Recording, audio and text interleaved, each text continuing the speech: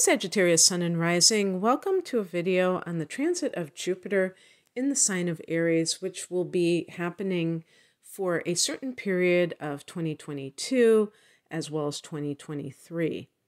And I will go into exact transit dates in a bit, but I just wanted to kind of set the stage. So being a Sun in Sagittarius myself, I do know that when Jupiter has been in Pisces, it is the fourth house of home and family for Sagittarius. Now, being that my Sun is in Sagittarius, I do have Taurus rising, and I've had Jupiter in the 11th house, so it isn't going to be the same for your rising sign if you're listening to this for your Sun in Sag, so you have to know both to get a better picture of what's going on.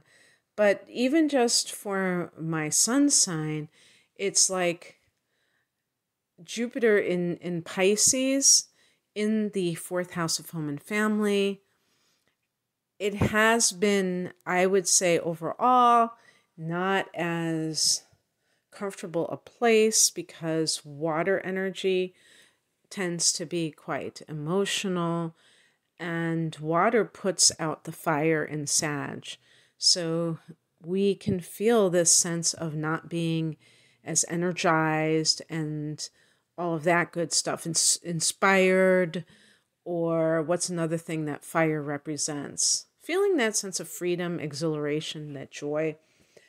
And this forms a square, so it can feel kind of frustrating, irritating. So the angle that Aries makes when Jupiter goes into Aries is a trine.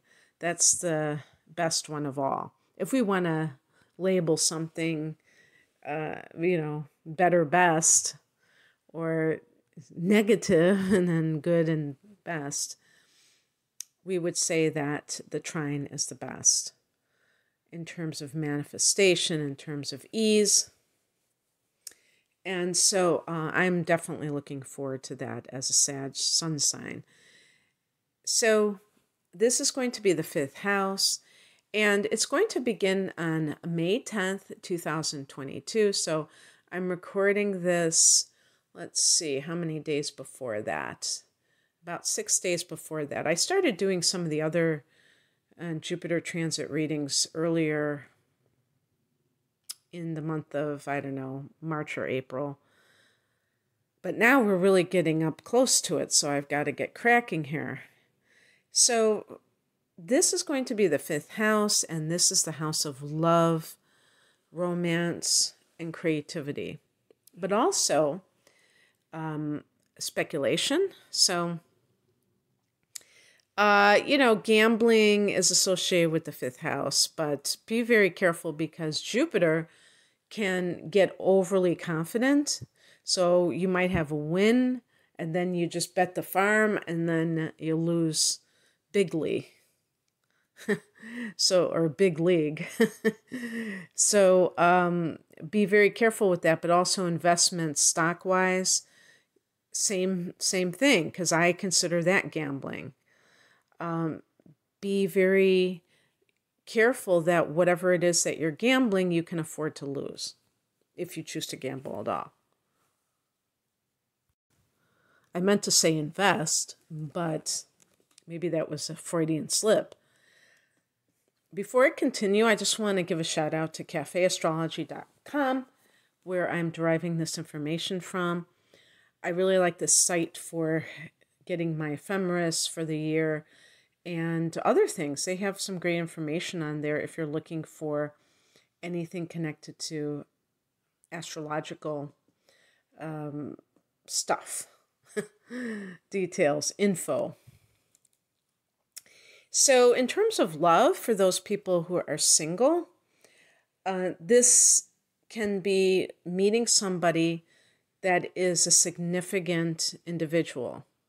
Now, it's important to note that this is not the house of commitment. So it's not to say that this is going to be something that will last in that sense of the word, but it might still be someone, if it's an affair, it could be a significant affair, because this is the house of pleasure. So, and the house of recreational sex. I got to keep it real there. And so, those two things, they do go along quite a bit, don't they? But it's not to say this is a one-night stand.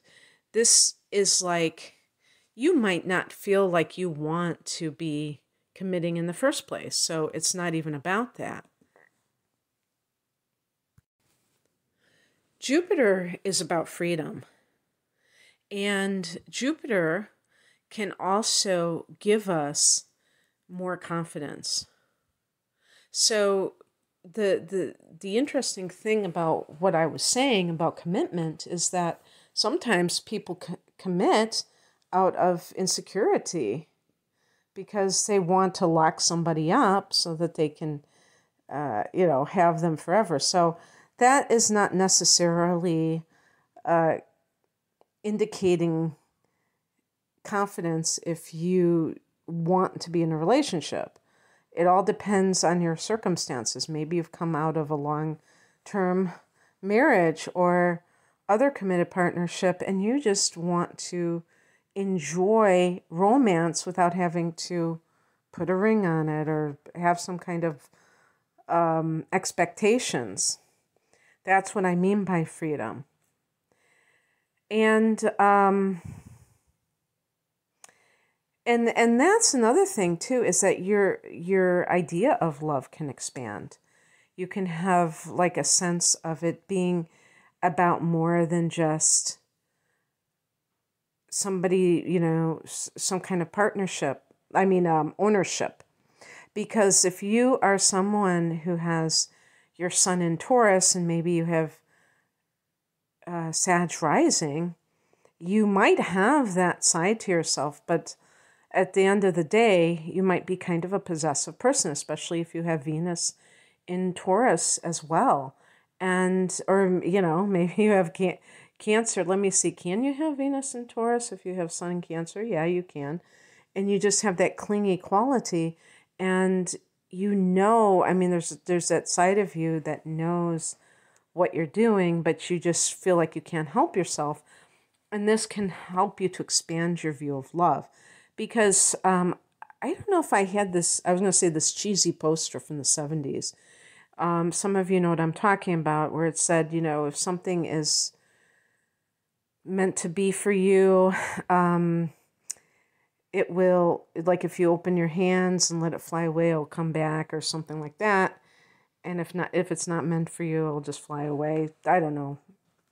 I know I mangled that one really good, but that kind of mentality or philosophy is really true. If something is meant for you, you don't have to hold on to it, to white knuckle it. You can be very free, and you can be very trusting. And this can give you that boost of confidence to view love in this way.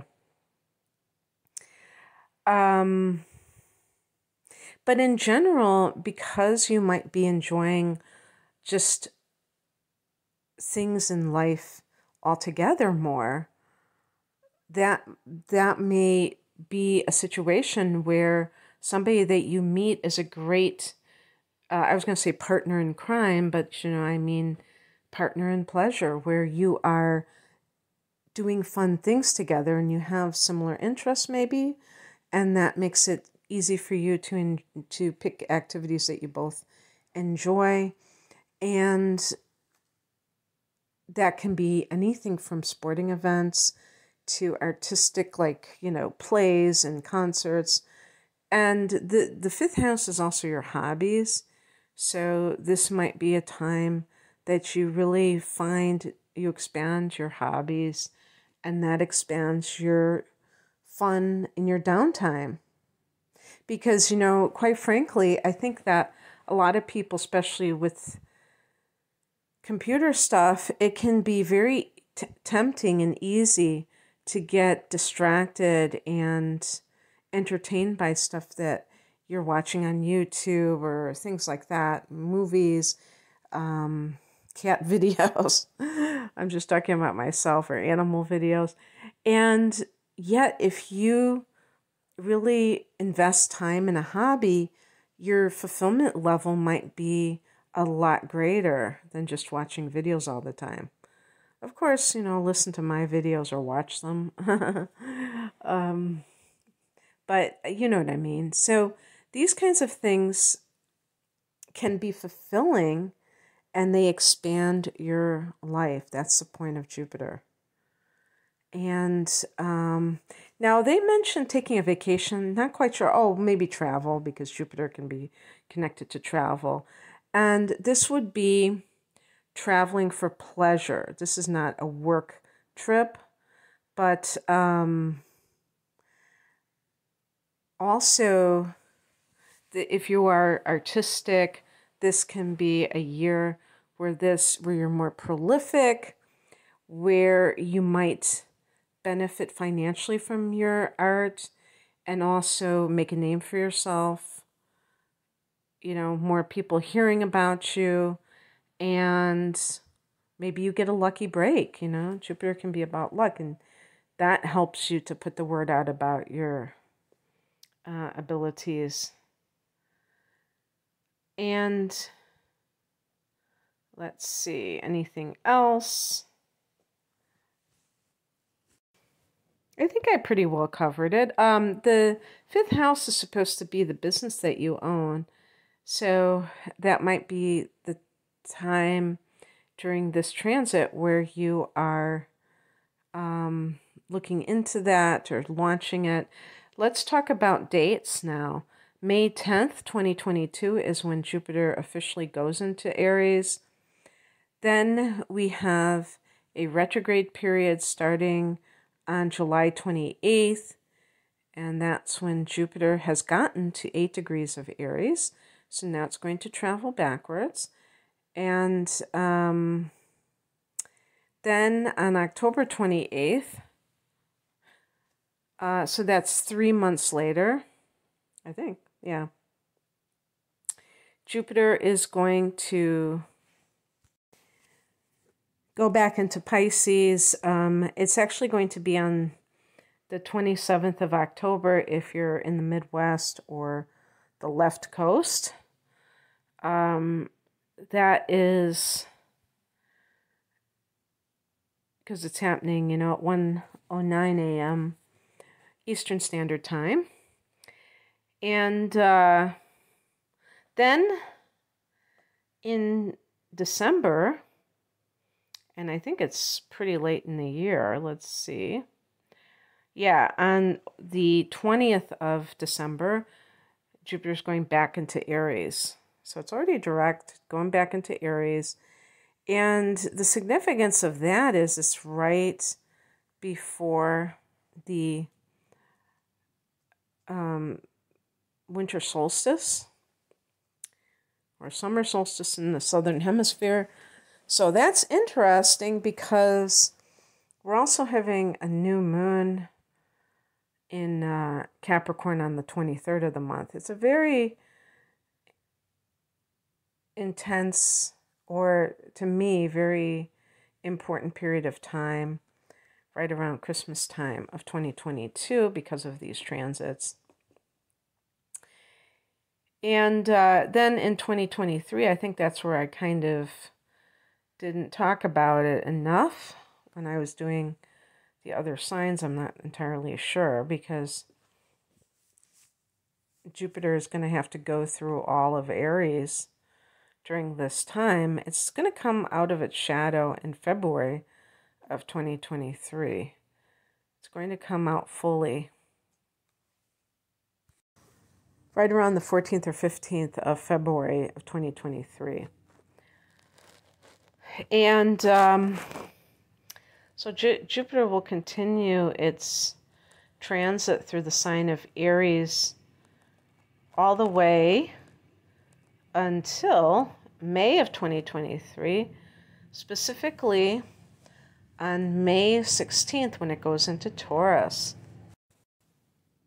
As I record this is a little bit over a year away from that date. And so you can see that Jupiter has about a year transit. Of course, it has a foray back into Aries. And yeah, so that should be very good for Sag and feel like a welcome relief from the squares and the water energy. Maybe we can generate more, increase the passion, increase the freedom, the feeling of joy, creativity. Okay, that's what I have for you. I hope that you resonated with this. If you would like a private reading, the link is below. Take care. Bye.